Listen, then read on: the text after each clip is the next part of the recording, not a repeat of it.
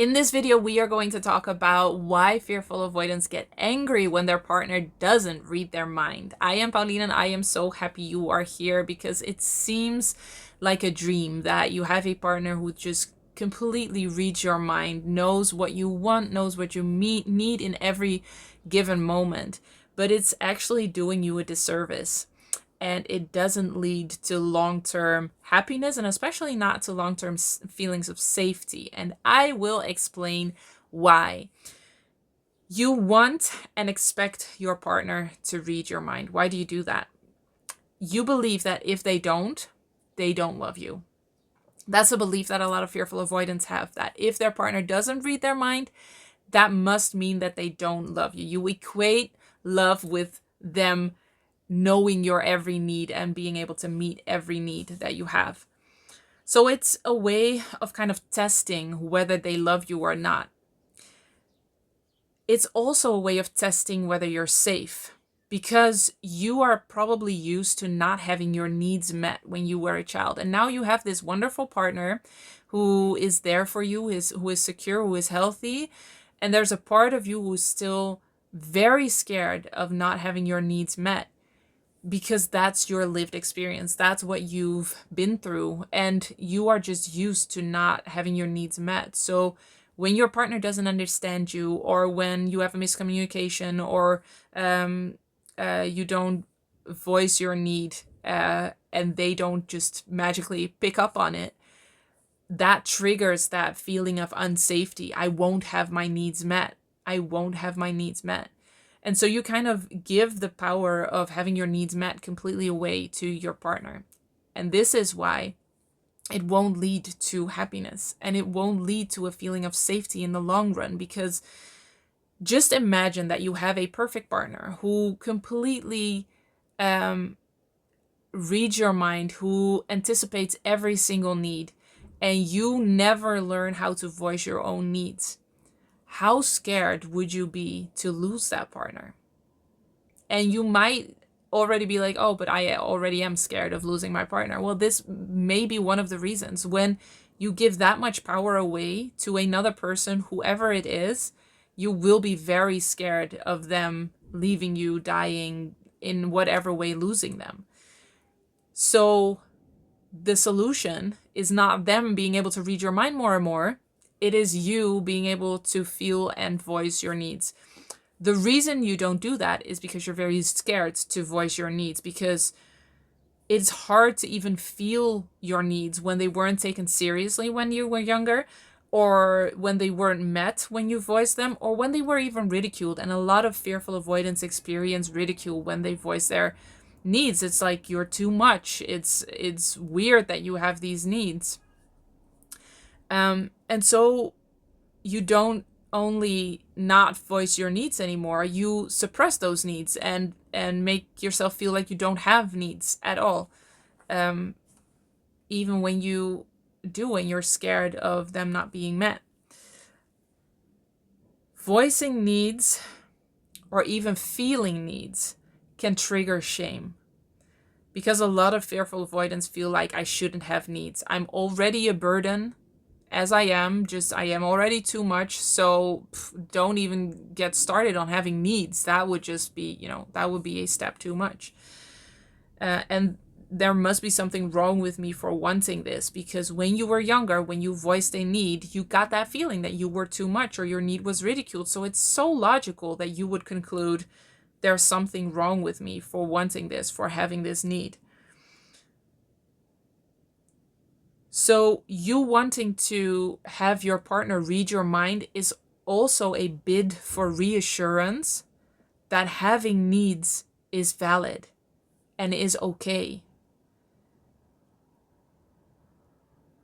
instead of you just standing strong in voicing your own needs, knowing that it's valid and okay to have needs.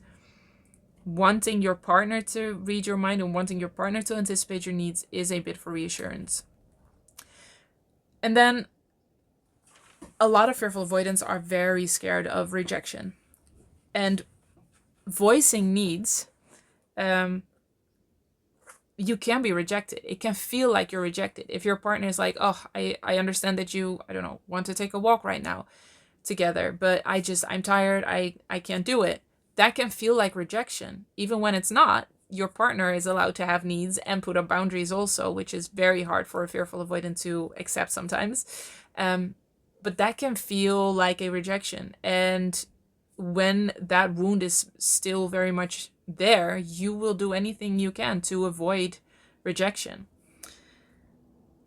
And then another very important one that I think gets missed a lot is that needs could be used as ammo. So it could be that you had a parent who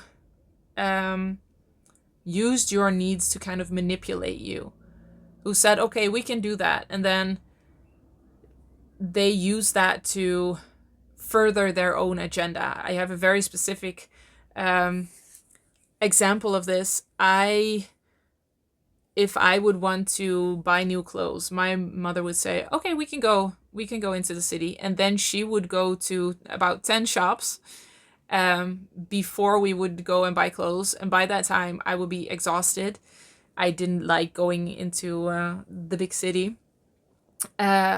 And then she would say, well, but this is what you wanted, right? You wanted to buy clothes. I was like, yeah, I wanted to buy clothes, but I didn't want to go to 10 other shops. But she used what I needed as a way to further her agenda. And I have empathy for that. I can totally see that she was just trying to also be efficient, but in a way she did use it. She did kind of manipulate me into going and use my needs. So what I learned was when I have a need, that is dangerous because it can be used against me. And so it is easier when my partner reads my mind and I don't have to feel the needs and voice the needs, because then they can be used as ammo against me. This also explains why it feels safer to get angry and blame the partner instead of owning responsibility for our own needs. So the anger comes from many things, from the shame, from shifting blame to not have your needs be used against you, from the fear of rejection, and so rejecting the partner before you get rejected. And then also feeling or voicing needs feels vulnerable. And vulnerability is also a big trigger for fearful avoidance. So when you feel that vulnerability, you will not want to feel that vulnerability, so you feel more safe or comfortable to not voice your needs. But when you feel vulnerable, what a lot of fearful avoidants do is then try to gain back control by gaining back power by picking a fight or getting angry. So you enter into kind of a power dynamic, and anger is an age-old way to gain back power by somebody who feels powerless. So vulnerability can trigger anger, which sounds maybe weird for somebody with a secure attachment, or, well, actually all the other attachment styles. It is pretty specific to the fearful avoidant to use intense emotions to do anything, which is a learned behavior. It's not a choice. I remember how it felt, and it just felt, first of all, justified because it was just so familiar, but also it was like a reflex. I couldn't stop it, even if I wanted to or if I tried. And a lot of fearful avoidants definitely feel shame or guilt after getting angry. They don't know where they came from. It doesn't feel good necessarily to be angry. Sometimes it feels good in the sense that it's kind of a relief of another feeling that they're having, but it never feels good towards the other person. They know that they hurt another person.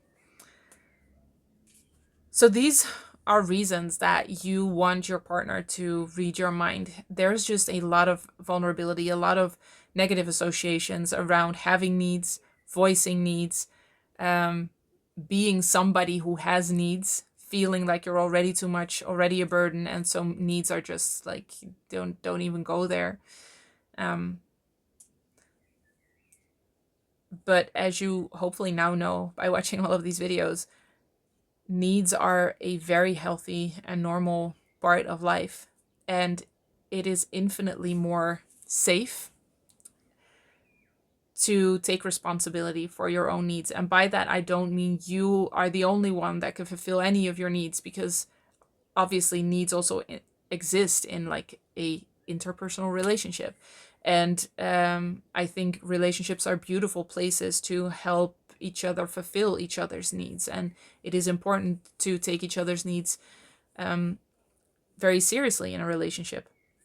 But that doesn't mean that you give your full power away or the full responsibility away for somebody meeting your needs and reading your mind. Because in the long run, that won't bring you to happiness or safety. All right, this was another very specific topic. I am curious, is this valuable? Are these very specific topics valuable? Please let me know what you want to know more of, what is on your mind, what you're struggling with right now, because I am here for you when I make these videos for you. And if you're ready to really heal this at the root, then check out the program Healed and Happy, where we take you in that program to the roots of the fearful avoidant attachment style and heal them, so that that anger isn't even a reflex anymore, and it just kind of vanishes, which is possible. It's absolutely possible. As always, I am so happy you are here, and I will see you in the next one. Healed and Happy is a tailor-made online program where me and my team personally guide you through healing the roots of the fearful avoidant attachment style.